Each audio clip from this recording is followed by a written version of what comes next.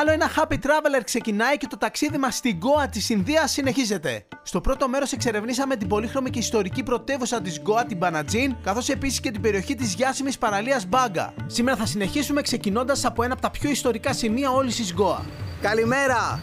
Σήμερα θα εξερευνήσουμε την παλιά Γκόα, την παλιά πρωτεύουσα της περιοχής. Είμαστε στο λιμανάκι και εδώ ουσιαστικά ήταν είσοδος στην παλιά πόλη της Γκόα, επειδή όποιος ερχόταν εδώ ερχόταν από το ποτάμι. Αυτό είναι το ποτάμι Μαντόβι, είμαστε περίπου 10 χιλιόμετρα πιο ανατολικά από την τωρινή πρωτεύουσα, την Παντζίμ, και εδώ ήταν το μέρος που για 400 περίπου χρόνια ήταν η πρωτεύουσα της Γκόα.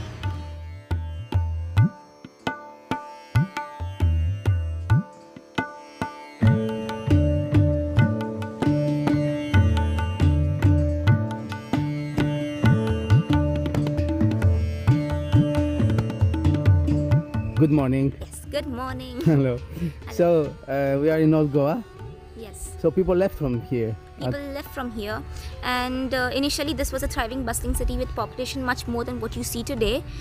And the epidemics, we had the strike of the epidemics in the later years in 1600s, the second half of 1600s, with the starting off with the plague, the malaria, cholera, etc. that killed almost half the population here in Old Goa. And since that time, under the Portuguese rule, the people approached the government back then asking them to come up with a solution.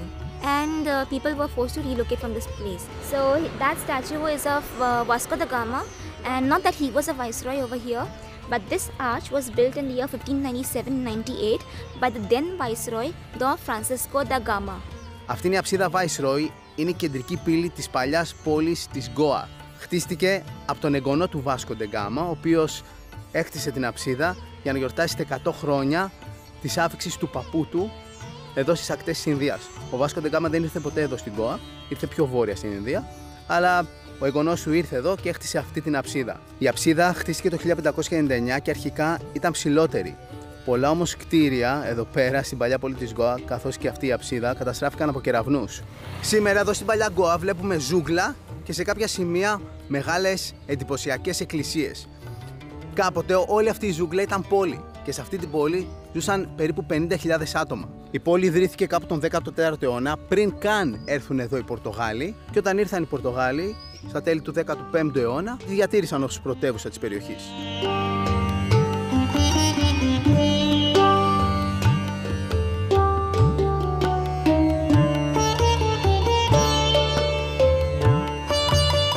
Οι Πορτογάλοι πρωτοπάτησαν το πόδι τους στην περιοχή της Γκόα το 1510. Ήταν Φεβρουάριος όταν ήρθαν εδώ και ξεκίνησαν μάχες με τους ντόπιους. Αυτές οι μάχες δεν ήταν εύκολες και κράτησαν πολύ καιρό. Χρειάστηκαν περίπου 9 μήνες μέχρι τις 25 Νοεμβρίου του 1510 για να καταφέρουν οι Πορτογάλοι να κατακτήσουν αυτή εδώ την πόλη, την παλιά Γκόα. Και επειδή 25 Νοεμβρίου είναι η μέρα της Αγίας Κατερίνης και θεώρησαν ότι τους βοήθησε να κατακτήσουν την πόλη, την κάναν προστάτηδά της. So this place was known as Ella. Ella. Ella in the Adilshahi period also, and like I told you, Panjim got declared as the capital officially only in the year 1843. Το όνομα παλιά Γκόα το απέκτησε αφότου μεταφέρθηκε η πρωτεύουσα από εδώ στο Παντζίμ, γιατί το Παντζίμ ονομάστηκε Νέα Γκόα, Νόβα Γκόα, και τότε άρχισαν να αποκαλούν αυτό εδώ το μέρος Βέλα Γκόα. Μέχρι τότε το μέρος λεγόταν Έλα.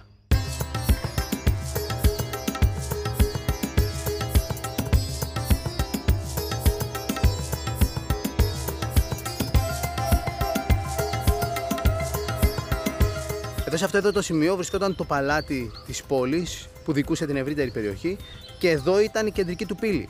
Είναι μια πύλη Ινδουιστικού ναού που βρέθηκε στο νησί απέναντι, τον Τιβάρ. Και τη φέρανε εδώ και τη βάλανε ακριβώς στο σημείο που ήταν η πύλη του παλατιού για να παίρνεις μια ιδέα. Και για να μπορούμε να θαυμάσουμε αυτή την πανέμορφη πύλη από κοντά.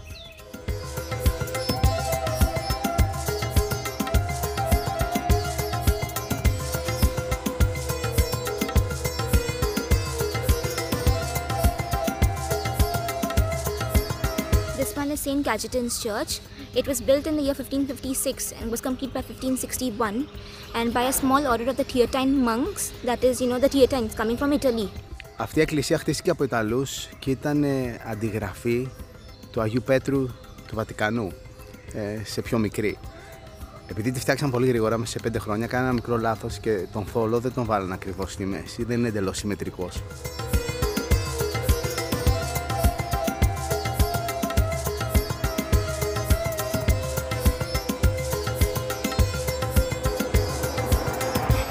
εκκλησία παλιά είχε το χρώμα της πέτρας, αυτές οι πέτρες εδώ της περιοχής. Αλλά τη βάψαν άσπρη όταν μπήκε ο νόμος που έλεγε ότι όλα τα σπίτια στην Γκόα έπρεπε να είναι χρωματιστά. Τότε έπρεπε τα σπίτια να είναι χρωματιστά και οι εκκλησίες άσπρες για να υποδηλώνουν αγνότητα και καθαρότητα.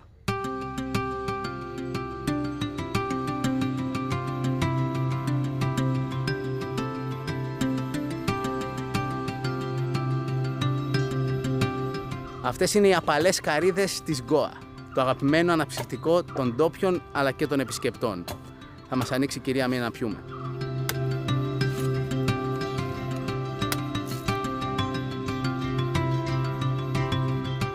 Thank you. Φρέσκια καρύδα με το νεράκι της. Υπερδροσιστικό. Και αν θες μετά, όταν το πιείς, την ανοίγεις και τρως το εσωτερικό.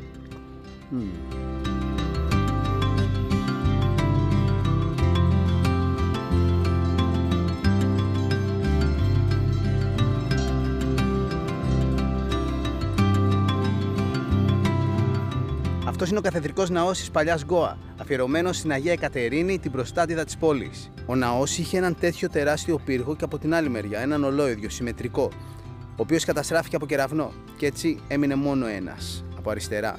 Εκεί στο κέντρο βλέπουμε και το άγαλμα της Αγίας Κατερίνης. Η επαρχία της Γκόα είναι αυτή με το μεγαλύτερο ποσοστό χριστιανών σε όλη την Ινδία, πλησιάζει το 70% και είναι έτσι από την εποχή των Πορτογάλων.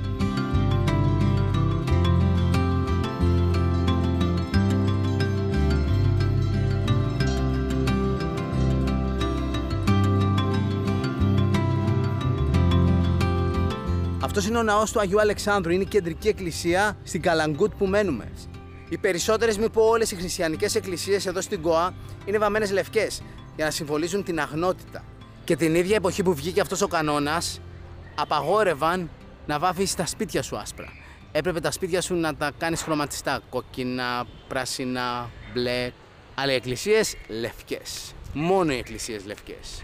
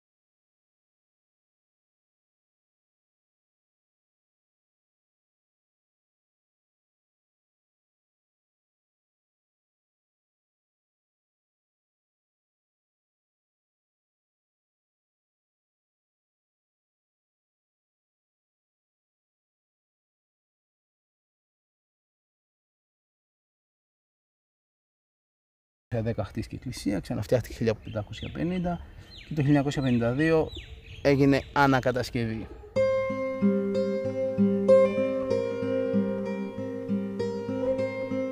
Και αυτή εδώ είναι η βασιλική του Bon Jesus, του μικρού Χριστού. Και αυτός ο ναός ήταν κάποτε άσπρος, βαμμένος, αλλά κάποια στιγμή που έπρεπε να κάνουν κάποιες εργασίες τον ξέβαψαν και μετά τον αφήσαν έτσι.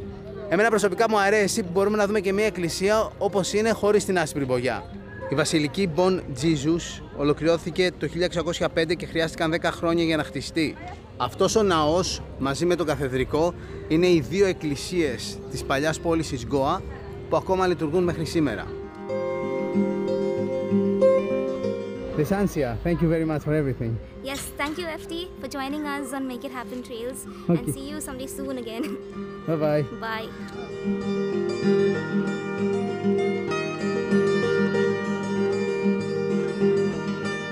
Πανέμορφη και ατμοσφαιρική παλιά πόλη. Βρήκαμε τώρα ένα ωραίο μέρος για να αράξουμε και να φάμε κάτι. Υπερλατρεμένο κρουασάν με αφράτη σχολιάτα και γέμιση πραλίνας φουντουκιού. Αγαπημένο και χορταστικό on the go snack για κάθε στιγμή. Με πλούσια γέμιση που γεμίζει το στόμα.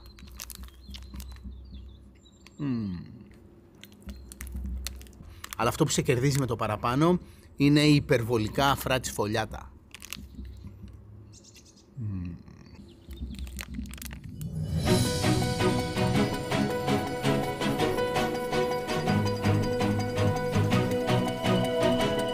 Ήρθαμε τώρα στη νότια πλευρά της παλιάς πόλης της Γκόα για να δούμε τον πύργο του Αγίου Αυγουστίνου.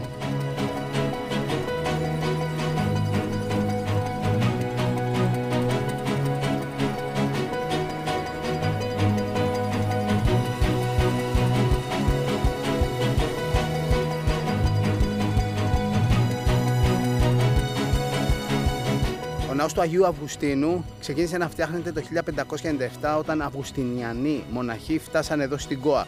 Ολοκληρώθηκε 5 χρόνια αργότερα το 1602. Το 1835 η κυβέρνηση της Γκόα άρχισε να απαγορεύει σε διάφορα χριστιανικά παρακλάδια να λειτουργούν και έτσι αυτός ο ναός εγκαταλείφθηκε. Μετά από μερικά χρόνια, το 1842 άρχισε να γκρεμίζεται και μέχρι το 1871 κατέληξε στην κατάσταση περίπου που το βλέπουμε σήμερα. Παραδόξως όμως, η μπροστινή πλευρά του ενός πύργου έμεινε όρθια και σήμερα είναι ένα από τα πιο χαρακτηριστικά αξιοθέατα της παλιάς πόλης της Γκόα.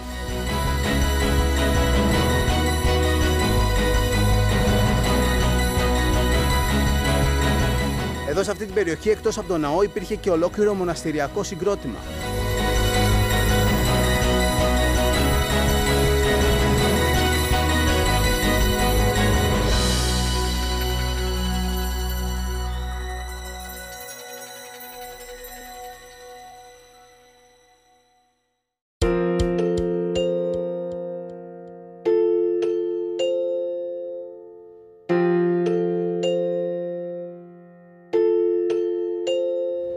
Καλημέρα, μια νέα μέρα ξεκινάει στην Γκόα της Ινδίας και σήμερα θα φύγουμε νωρίς από το ξενοδοχείο για να πάμε να δούμε το πιο δημοφιλές φυσικό αξιοθέατο της περιοχής.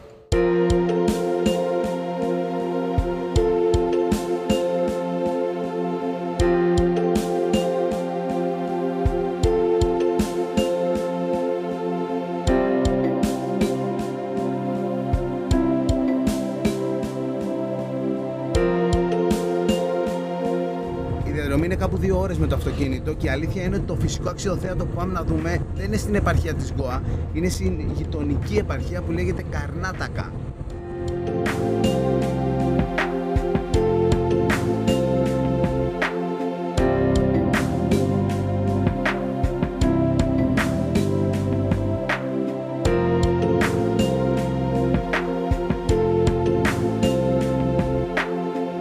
Φτάσαμε σε μια μικρή πόλη που λέγεται Κάλεμ. Εδώ αφήνουμε το κανονικό αυτοκίνητο και μπαίνουμε σε τζιπ για σαφάρι μέσα στο εθνικό πάρκο, στο Ντουγκχασαγκάρ. Από εδώ κλείνουμε τζιπ. Το τζιπ κοστίζει 500 ρούπια το άτομο αν πας σε τζιπ με 7 άτομα. Μπορείς εναλλακτικά να πληρώσεις 3.500 ρούπια, δηλαδή κάπου 40 ευρώ, και να κλείσεις ένα τζιπ για πάρτι σου.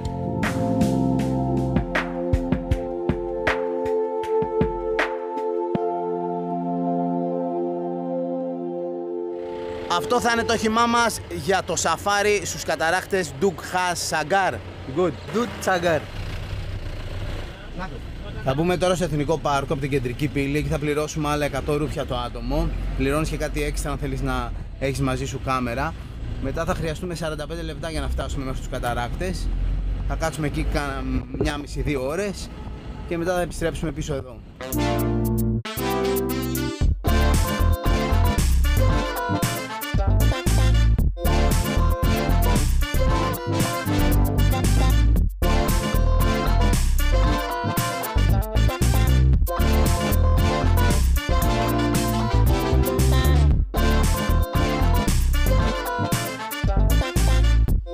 Μπήκαμε στο εθνικό πάρκο, περάσαμε μόλις στην κεντρική είσοδο, πληρώσαμε το εισιτήριο για να μπούμε μέσα.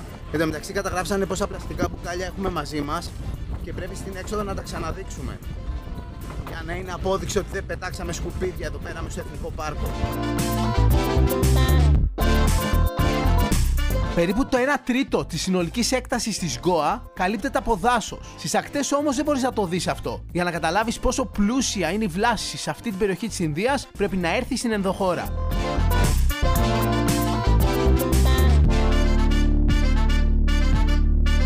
Μόλις περάσαμε και από έναν Ινδουιστικό ναό που βρίσκεται μέσα στο Εθνικό Πάρκο. Στο γυρισμό θα σταματήσουμε.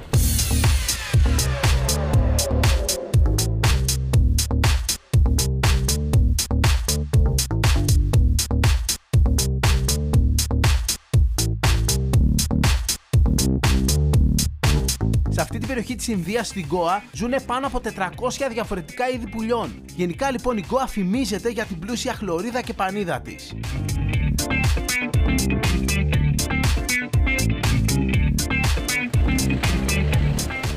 Φτάσαμε στο τέλος της διαδρομής με το τζιπ.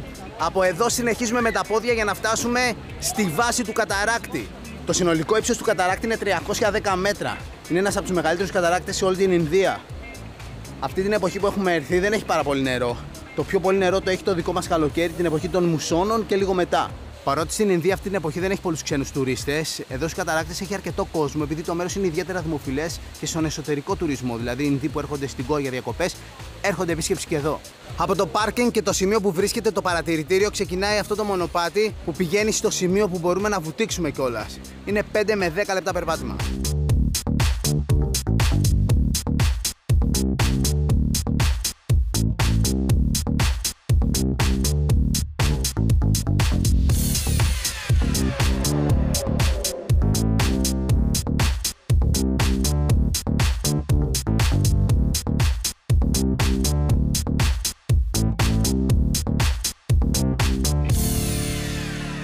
Φτάσαμε στο σημείο από όπου φαίνεται ολόκληρος ο καταράκτης. Στη μέση του καταράκτη έχει και μια γέφυρα, από εκεί περνάει τρένο.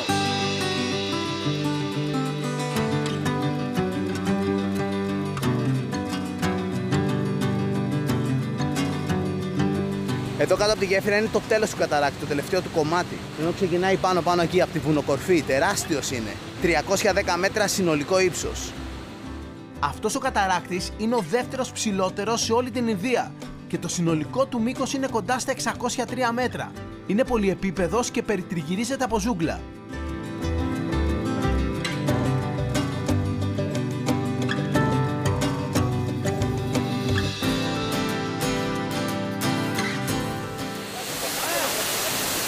Φτάσαμε στη βάση του καταράκτη. Εδώ είναι το σημείο που μπορείς να κάνεις μπάνιο.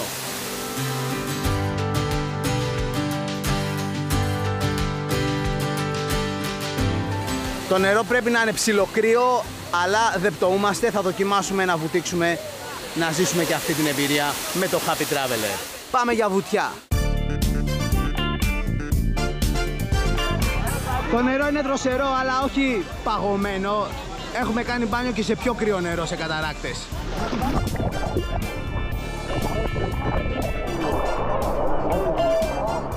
Εδώ πατάμε λίγο, αλλά έχουμε και το σωσίβιο, άρα κανένα πρόβλημα. Πάμε μέσα. Ωραία φάση. Το μεταξύ με το σωσίβιο είναι πολύ πιο άνετα. Το απολαμβάνεις. Ειδικά όταν είσαι σε νερό που δεν έχει αλάτι και δεν έχει άνοση.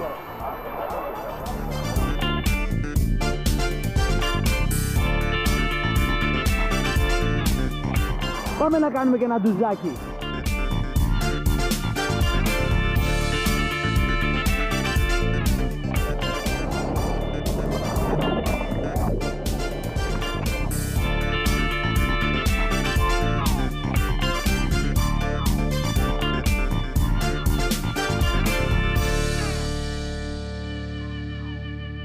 Η πετσέτα μας από τη Θάσο έφτασε στην Ινδία και τα ελληνικότατα μπισκότα μας από τη Θεσσαλία και αυτά έφτασαν στην Ινδία.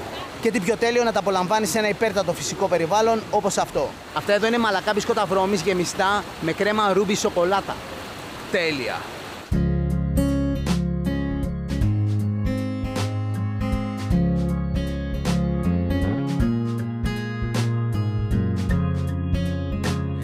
Από τις πολύ ιδιαίτερες και αγαπημένες γεύσεις.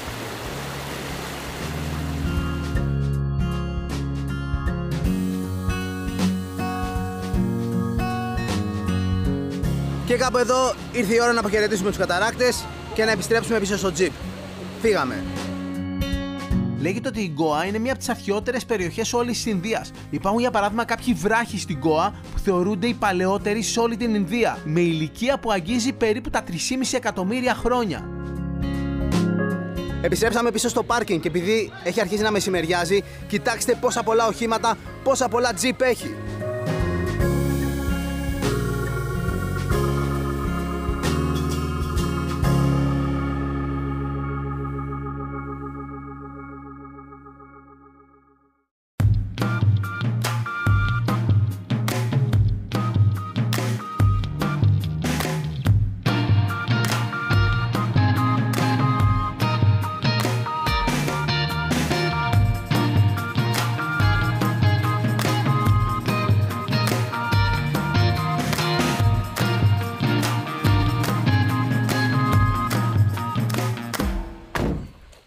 Κάνουμε μια στάση να δούμε ένα ναό που υπάρχει μέσα στο Εθνικό Πάρκο.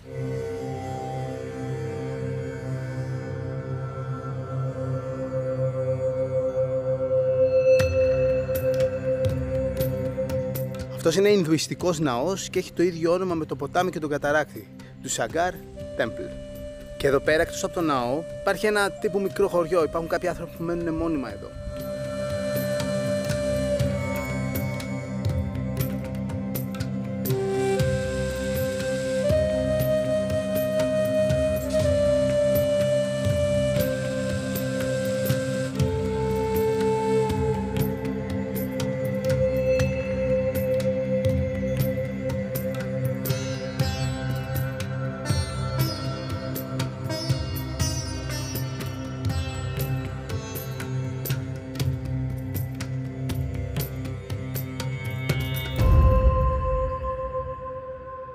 Hello, Sachin. Hi.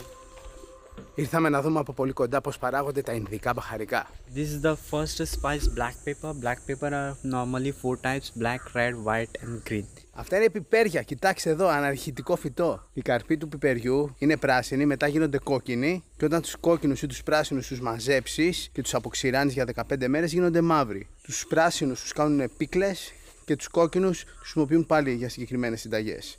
This is the peri peri chili. Peri-peri? Yeah, anytime you heard about chili, this peri peri chili. It will be small in size and normally it will be in light color, like white. And the peri-peri sauce is made with Yeah. this.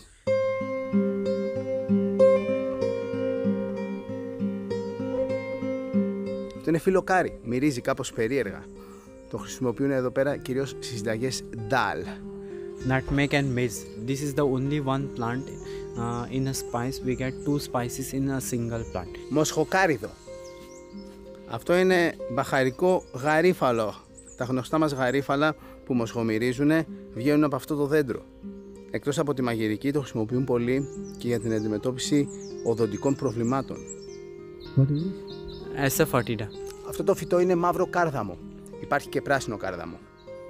Χρησιμοποιείται η ρίζα του σε διάφορες συνταγές και στο τσάι, το τσάι μασάλα. Αυτός είναι ο betel nut. Είναι ξηρός καρπός, άγνωστος στην Ελλάδα, τον τρώνε πολύ.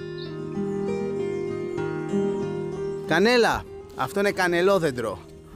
It is helpful for joint pain. The oil of cinnamon is mostly used for joint pains and it is used in allspice also and in masala tea also. Allspice garam masala. Goan garam masala. Αυτό είναι το πιο διαδεδομένο μπαχαρικό εδώ στην Γκόα. Έτσι όπως είναι, το αποξηραίνουν, το τρίβουν και το χρησιμοποιούν στις συνταγές.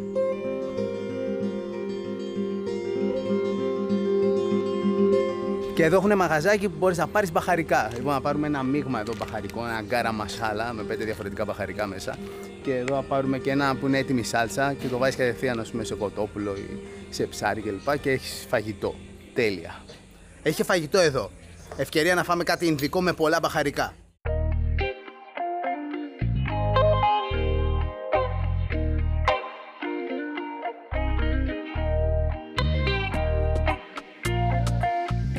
Πολύ σάλτσα και είμαι σίγουρος ότι υπερκαίνε.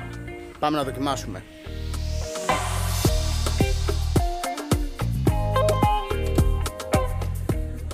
Εδώ πληρώνεις 400 ρούπια, δηλαδή 5 ευρώ και έχει την ξενάγηση στον κήπο με τα μπαχαρικά και το φαγητό. Πολύ καλή τιμή. Πριν ξεκινήσουμε το φαγητό, απολύμανση χεριών. Η συνήθεια που έγινε λατρεία. Εδώ στην Ινδία η υγιεινή των χεριών και όχι μόνο λόγω κορονοϊού είναι υψής της σημασίας. Από πού να ξεκινήσεις? Πήραμε απ' όλα. Για να δούμε τι θα δούμε. Πολλά μπαχαρικά, πολύ πλούσια γεύση και εννοείται αρκετά καυτερό. Αλλά για τα ινδικά δεδομένα δεν είναι πολύ καυτερό. Ή μπορεί και απλά εγώ να έχω συνηθίσει τόσες μέρες στην Ινδία. Έχει πιτάκι τραγανό και έχει και πιτάκι μαλακό. Αυτό εδώ είναι φακί κίτρινη, το γνωστό ινδικό ντάλ. Πολύ νόστιμο είναι. Αυτό είναι κοτόπουλο μασάλα και αυτό καυτερό αλλά παλεύεται.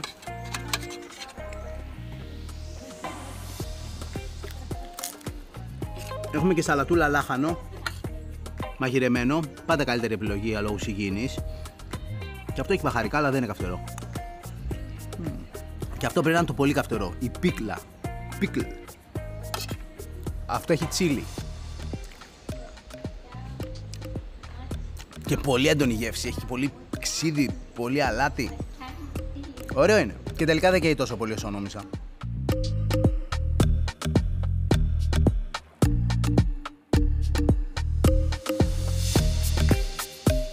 Έπος.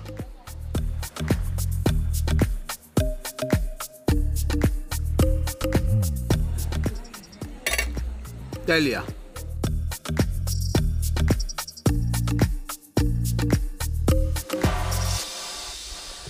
Ήρθε η ώρα να φύγουμε, αποχαιρετούμε αυτή τη μικρή πόλη, την Γκόλεμ, και επιστρέφουμε προς την περιοχή που μένουμε κοντά στην ακτή.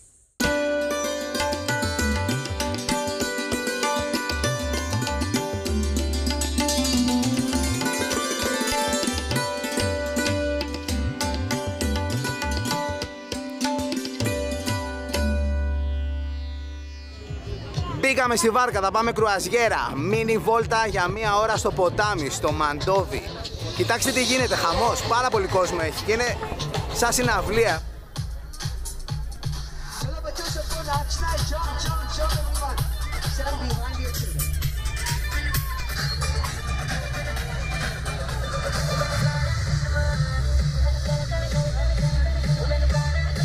Ξεκίνησε το πάρτι.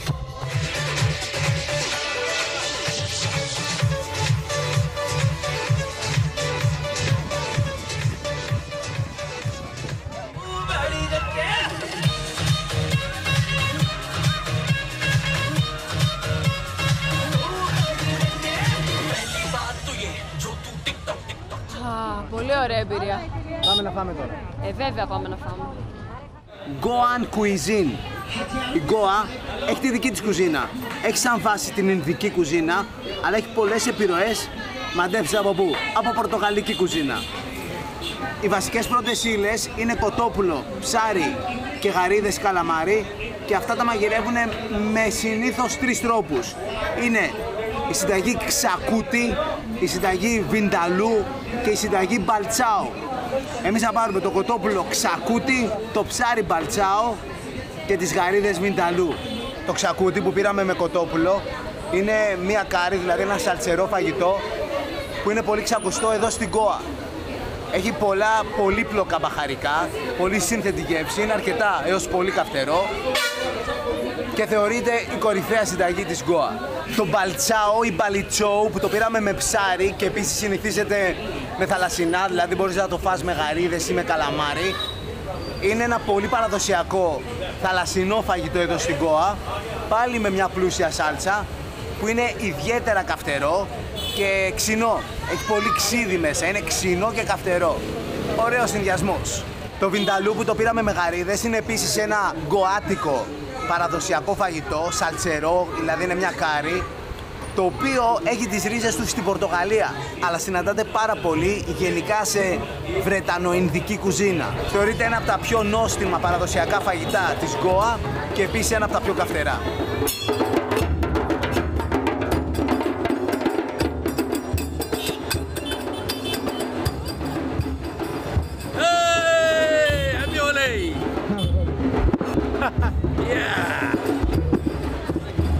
Η γιορτή των χρωμάτων. Χρωματίστηκα. Happy Holi. Αυτή την εποχή που έχουμε έρθει στην Ινδία γίνεται το φεστιβάλ των χρωμάτων. Το Happy Holi. Και ναι, έχουν αυτό το έθιμα να χρωματίζονται και να εύχονται στους άλλους Happy Holi βάφοντάς τους. Και μου ευχήθηκαν. Ωραία. Θα φάμε χρωματιστή. Μπορεί το πρόσωπό μας να είναι βρώμικο μέσα εισαγωγικά, δηλαδή βαμμένο, αλλά τα χέρια μας θα είναι πεντακάθαρα. Χάρη στο αντισηπτικό μας, το οποίο έχει την αντλία για εύκολη τοποθέτηση.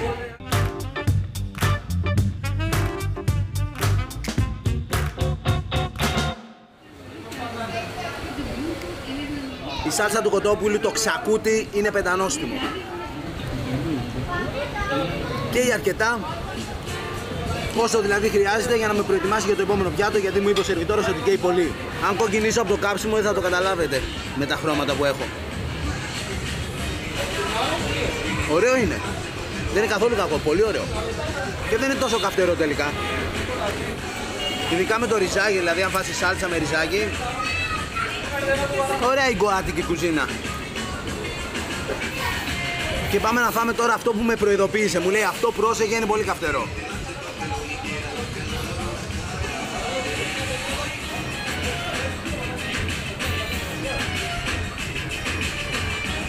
Χρειάζομαι οπωσδήποτε ένα γιαούρτι. Άρχισα να έχω πρόβλημα. Και έχομαι.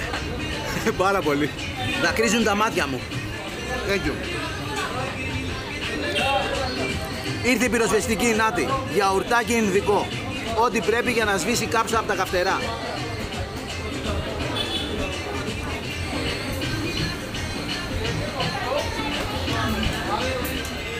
Νομίζω κάπου εδώ τερμάτισα. Ας φάω τώρα το γιαουρτάκι μου για να πάνε όλα καλά στο στομάχι.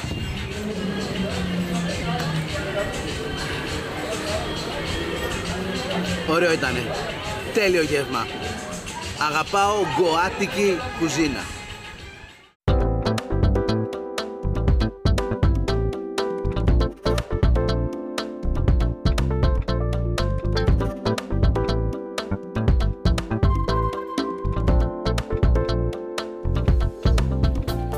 Καλημέρα!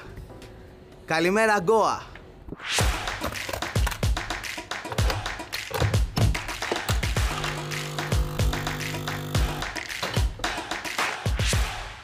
Ώρα για πρωινό, ινδικό πρωινό. Τι τρώνε άραγε οι Ινδοί το πρωί? Τρώνε ένα πιάτο που μοιάζει με μεσημεριανό ή βραδινό.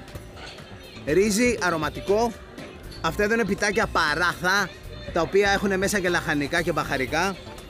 Αυτά εδώ είναι μπατάτας, είναι κροκέτες και σάλτσες εννοείται, τσάτνεϊ. Αυτό είναι τσάτνεϊ από καρύδα, αυτό είναι τσάτνεϊ ντομάτας και αυτό κάτι σουποειδές που μοιάζει με φασολάδα χωρίς φασόλια.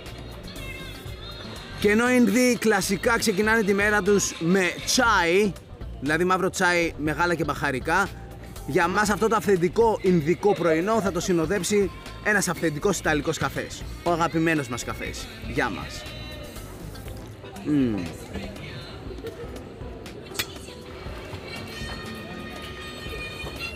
Είναι καυτερά αλλά όχι πολύ. Έτσι για να ξεκινήσει τη μέρα σου σταδιακά την κάψα.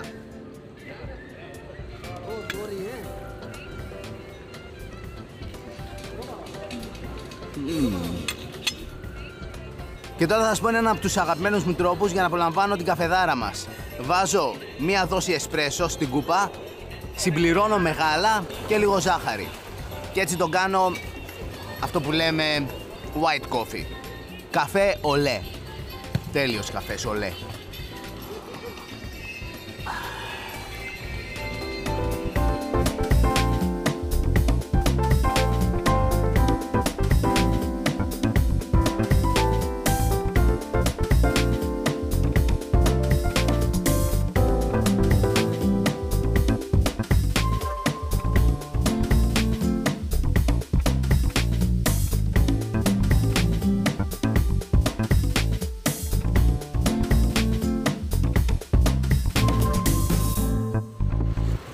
Τώρα θα κάνουμε μια μικρή βόλτα στον οικισμό που μένουμε, το Καλαγκούτ. Εδώ είναι το πιο κεντρικό σημείο.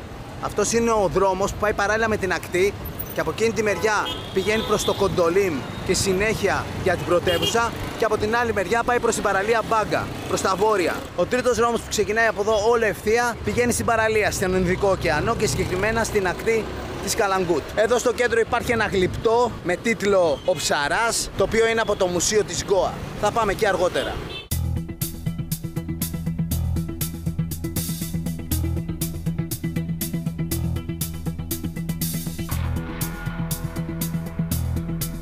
Αυτός είναι ο κεντρικός ινδουιστικός ναός του Καλαγκούτ, ο Σρι Μανοχάρ Παρικάρ.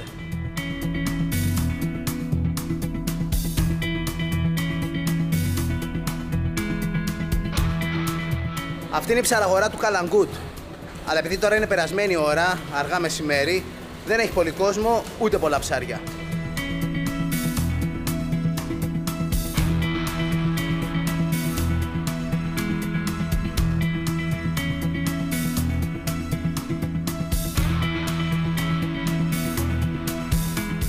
Αποξηραμένα σκουμπριά και άπειρο τσίλι.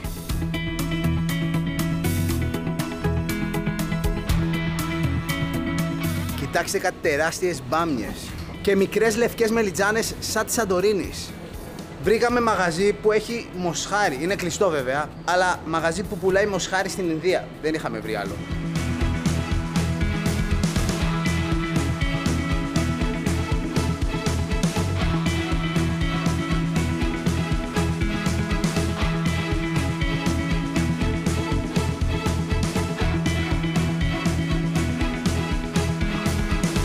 Στάση να τα βάλουμε στην τσάντα. Αχ, αυτή η τσάντα χωράει τα πάντα. Εξοπλισμούς και διάφορα πράγματα που αγοράζουμε. Η Hyper Happy Traveler τσάντα, που εκτός από hyper άνετη, με μεγάλους σημάντες, καλή εργονομική πλάτη και πολλές θήκες, το πιο σημαντικό είναι ότι είναι σούπερ οικολογική, είναι φτιαγμένη από ανακυκλωμένα πλαστικά μπουκάλια. Αυτή η τσάντα για έναν ταξιδιώτη είναι must.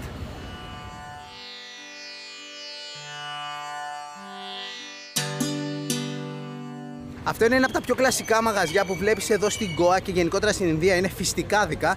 Και επειδή λοιπόν εδώ στην Ινδία τα φιστίκια Κάσιους είναι ο νούμερο 1 ξηρός καρπός που καταναλώνεται και πωλείται, αυτά τα μαγαζιά λέγονται Cashew Shop. Τα Cashews και μόνο τα έχει σε πολλές παραλλαγές.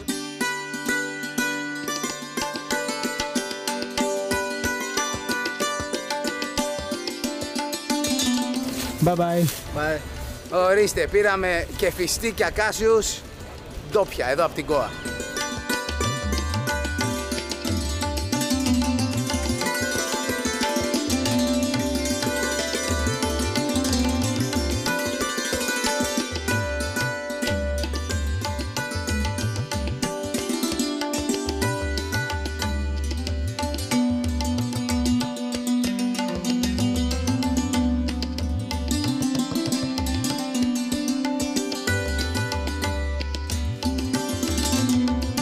Όσο πλησιάζουμε προς την παραλία, τα μαγαζιά γίνονται πιο τουριστικά. Υπάρχουν πολλά με ρούχα, με διάφορων ειδών σουβενίρ και με φουσκωτά.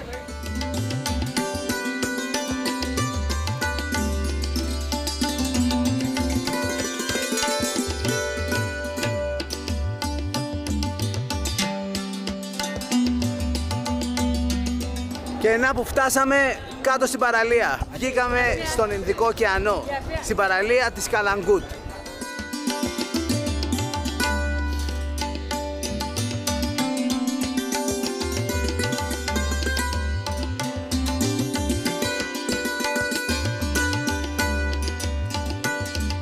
Κοιτάξτε εδώ, άλλη μια παραλία με άπειρο κόσμο στην Γκόα.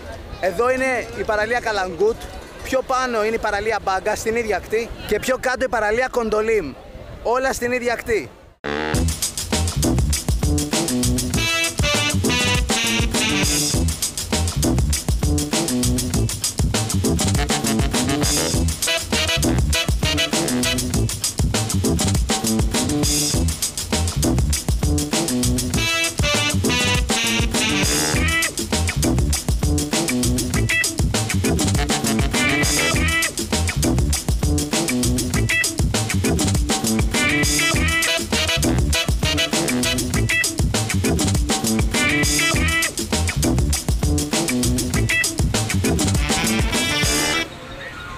θα μπορούσαμε να μην κάτσουμε σε ένα από αυτά τα παραλιακά beach bar και να πιούμε κάτι? Φυσικός χυμός ανανά.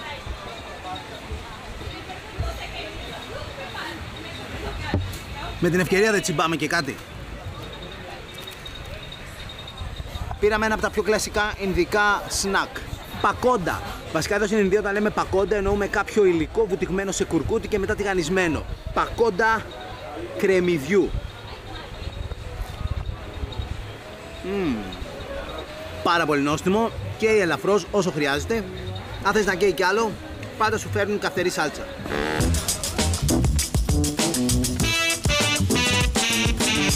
Λοιπόν, αυτό που θα κάνουμε τώρα είναι να πάμε στο ξενοδοχείο, να μαζέψουμε τα πράγματα, να μπούμε στο αυτοκίνητο και να φύγουμε προς τα νότια, να πάμε να δούμε από κοντά μια από τις πιο διάσημες παραλίες της Γκόα που βρίσκεται στη νότια πλευρά της επαρχίας. Και μετά θα πάμε κατευθείαν στο αεροδρόμιο γιατί είναι πιο κοντά από εκεί. Αλλά πρώτα να φάμε και κάτι γλυκό. Ένα αγαπημένο τσάμπιον. Κρουασάν, μαφρά της φωλιάτα και γέμιση πραλίνα φουντουκιού. Και χωρίς υδρογονωμένα λιπαρά.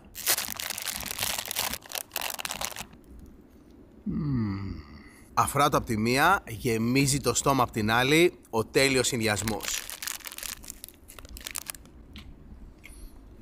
Δεν ξέρω αν το έχετε πάρει χαμπάρι, αλλά η Ινδία είναι πλέον η πολυπληθέστερη χώρα στον κόσμο. Ξεπέρασε σε πληθυσμό την Κίνα. Έχουμε πάει και στην Κίνα ταξίδι. Έχουμε πάει και στην Ινδία. Δεν έχουμε πάει στην τρίτη σε πληθυσμό χώρα στον κόσμο, τη Βραζιλία. Έχουμε πάει Ινδονησία στην τέταρτη, έχουμε πάει και Αμερική στην πέμπτη. Πρέπει να πάμε Βραζιλία.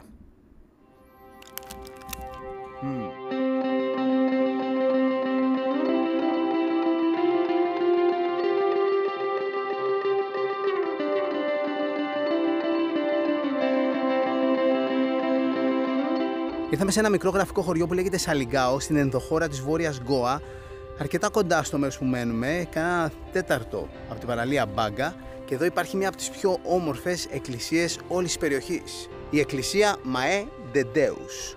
Ο ναός είναι νεογοτθικού ρυθμού και αυτό που την κάνει ιδιαίτερα όμορφη είναι τα χαρακτηριστικά spines, αυτές οι μυτερές κορυφές από τις δύο πλευρές.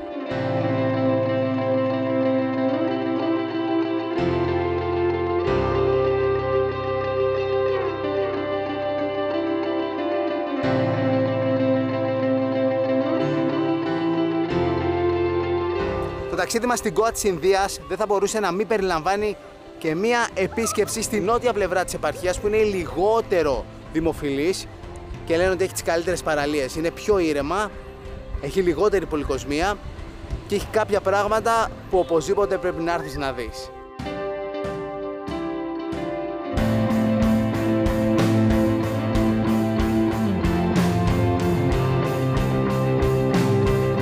Αυτή είναι η παραλία Παλολέμ, μία από τις πιο γνωστές παραλίες όχι μόνο στη Νότια Γκόα, αλλά σε ολόκληρη την Γκόα. Εδώ τα πράγματα είναι λίγο πιο ήρεμα, δεν γίνεται ο υπερχαμός, δεν υπάρχουν μαγαζιά με τραπέζια μέσα στην ακτή, πάνω στην αμμουδιά. Και αυτό κάνει πολύ πιο γραφικό το μέρος. Επίσης, πολύ πιο γραφικό το μέρος κάνουν οι πολλές βάρκες που είναι και μέσα στο νερό και αραγμένες στην αμμουδιά, αλλά και στην άκρη της παραλίας που υπάρχει ένα ποτάμι. Το δεύτερο πράγμα που κάνει πολύ γραφική αυτή την παραλία, όπως και κάποιες ακόμα επιλεκτικά παραλίες εδώ στην Γκόα, είναι αυτές οι καλύβες, τα cottages, τα huts που βρίσκονται πάνω στην αμμουδιά. Μπορείς να νοικιάσεις ένα τέτοιο σπιτάκι και να μείνεις. Και τα πιο ωραία από αυτά είναι πολύχρωμα.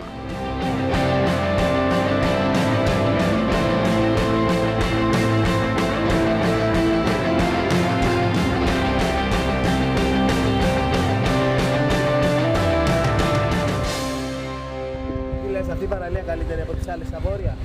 Είναι άδικο να ρωτάς Ελληνίδα αν είναι ωραίες οι παραλίες στην Ινδία. Δεν είναι ωραίες οι παραλίες στην Ινδία για βουτιά. Ένα από τα πιο ιδιαίτερα αξιοθέατα εδώ στην παραλία Παλολέμ είναι ένας βράχος που βρίσκεται στην άκρη της παραλίας.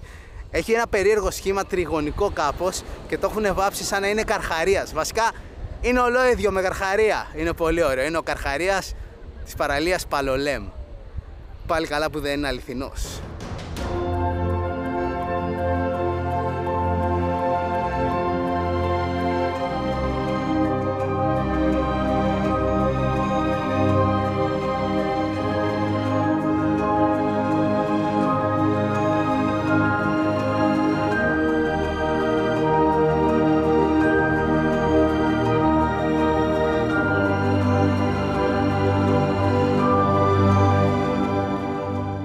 Επιστρέψαμε στη βάση μας στη Θεσσαλονίκη, άλλη μια ταξιδάρα ολοκληρώθηκε. Η Ινδία έχει τόσα πολλά μέρη που εννοείται θα ξαναπάμε κάποια στιγμή. Θέλουμε να επισκεφθούμε και άλλες περιοχές αυτής της τόσο τεράστιας και ενδιαφέρουσας χώρας. Αλλά για την ώρα θέλω να σας δείξω το εξής. Το ταξιδιωτικό γραφείο με το οποίο συνεργαζόμαστε, το Κοσμόραμα, διοργανώνει πολλές εκδρομές στην Ινδία. Γενικά έχει μια ιδιαίτερη ειδίκευση με την Ινδία. Κάνει την πολύ κλασική εκδρομή στο Χρυσό Τρίγωνο, με πάνω κάτω το πρόγραμμα που είχαμε κάνει στο προηγούμενο ταξίδι που σας είχαμε δείξει στην Ινδία. Είχαμε πάει Δελχή, Τζαϊπούρ, Άγκρα για να δούμε το Τάζ Μαχάλ κλπ. Αυτό είναι ένα πολύ κλασικό ταξίδι που πολύ εύκολα κάποιος το κάνει με μια οργανωμένη εκδρομή. Υπάρχει ένα άλλο πρόγραμμα στο Κοσμόραμα, η Αυτοκρατορική Ινδία με σαφάρι λεοπάρδαλης. Υπάρχει επίσης το πανόραμα Βόρειας Ινδίας που είναι 11 ημέρες. Νότια Ινδία με Κεράλα. Και ένα άλλο παρεμφερές πανόραμα Νότιας Ινδίας με τους υδάτινους δρόμους της Κεράλα. Και επίσης υπάρχει και το πρόγραμμα Βόρεια Ινδία με Νεπάλ. Πολύ ενδιαφέρον και αυτό. Και κάποια έτσι λίγο πιο εξειδικευμένα, ένα που λέγεται στις εσχατιές της Νότιας Ινδίας, διαλογισμός και ευεξία στη γη του Θεού. Επίσης ένα άλλο που είναι 18 μέρες και είναι το Χάιντεραμπάντ, Ανατολική Ινδία, Ορίσα και Μπαγκλαντές. Ένα άλλο πάλι Μπαγκλαντές, Ανατολική Ινδία. Και αυτό που περισσότερο συνδέεται με το ταξίδι που κάναμε εμείς στην Ινδία αυτή τη φορά είναι η Κεντρική Ινδία και η Γκόα. Να υπάρχει οργανωμένη εκδρομή που πάει το Κοσμόραμα που περνάει από την Γκόα. Και έχει σχετικά στο προσεχές μέλλον 2 αναχωρήσεις το Φεβρουάριο και το Μάρτιο. Και αν τύχει να μπείτε στο kosmorama.travel.gr, τσεκάρετε λίγο έτσι τα προγράμματα, τις εκδρομές, τους προορισμούς που έχουν και προτείνετε μας ταξίδια για να κάνουμε στο προσεχές μέλλον. Περιμένω τις προτάσεις σας. Την επόμενη εβδομάδα ξεκινάει καινούριος προορισμός Happy Traveler. Μέχρι τότε να είστε καλά. Φιλιά πολλά και να θυμάστε ότι η πιο σημαντική αποσκευή σε κάθε ταξίδι είναι η καλή μας διάθεση. Γεια!